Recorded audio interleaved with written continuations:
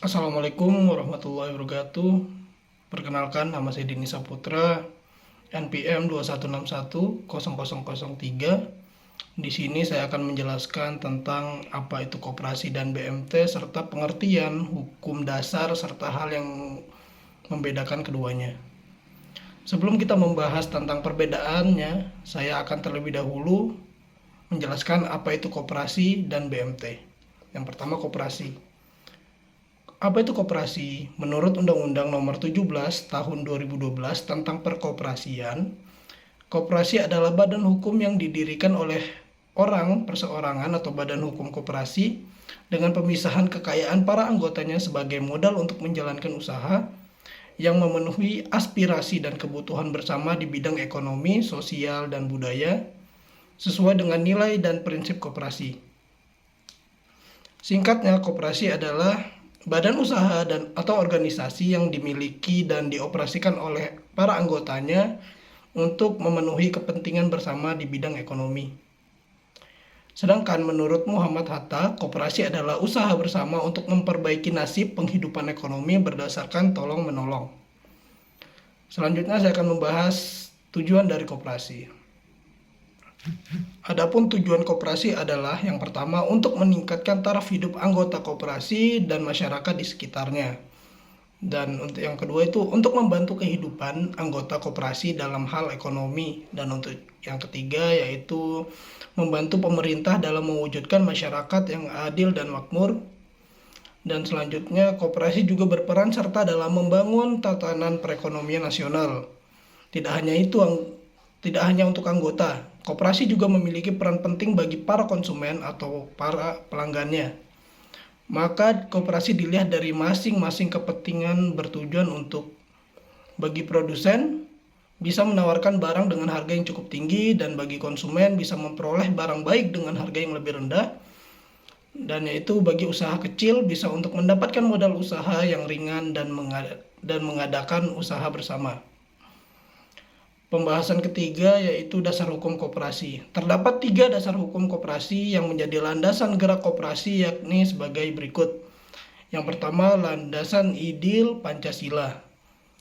Sila keadilan sosial bagi seluruh rakyat Indonesia. Yang kedua, landasan konstitusional yaitu Undang-Undang Dasar 1945 Pasal 33 Ayat 1 dan Undang-Undang Nomor 12 Tahun 1967 tentang pokok-pokok perkoperasian bab 2 ayat 2.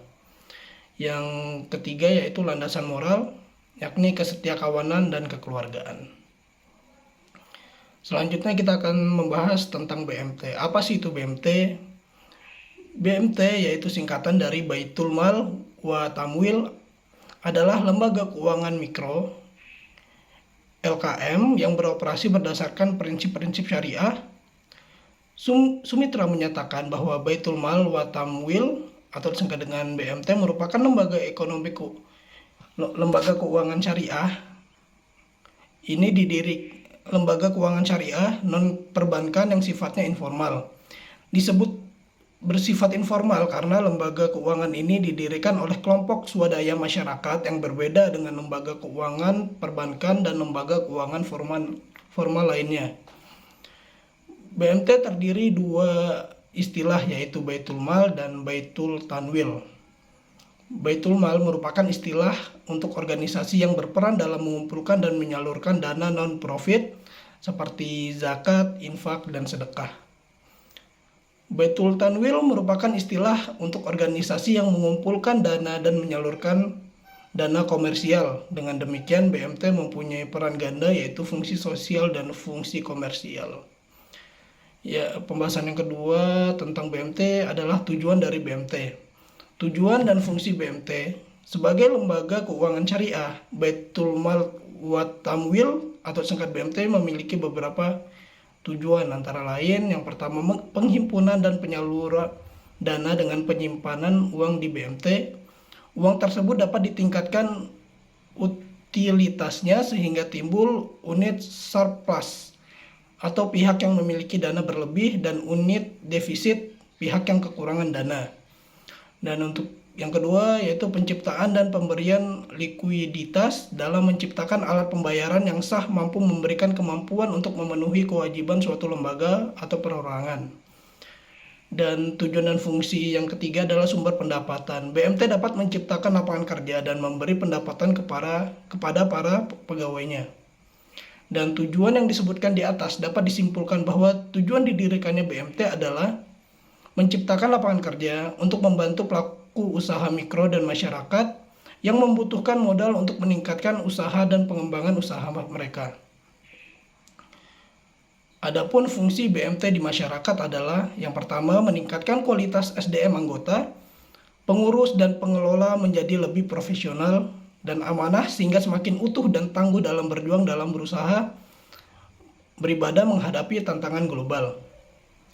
Yang kedua itu mengorganisasi dan memobilisasi dana sehingga dana yang dimiliki oleh masyarakat dapat bermanfaat secara optimal di dalam dan di luar organisasi untuk kepentingan rakyat banyak.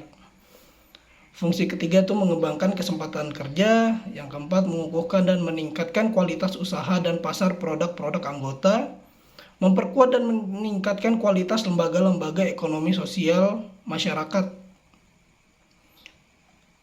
Ya, selanjutnya dasar hukum BMT.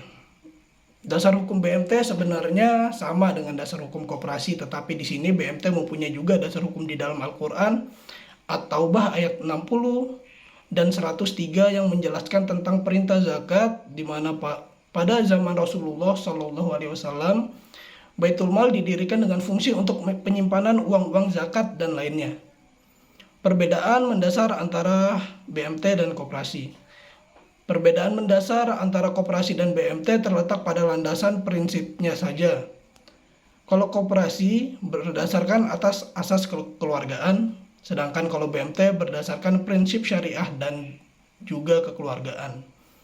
Sekian penjelasan singkat dari saya tentang BMT dan koperasi. Wassalamualaikum warahmatullahi wabarakatuh.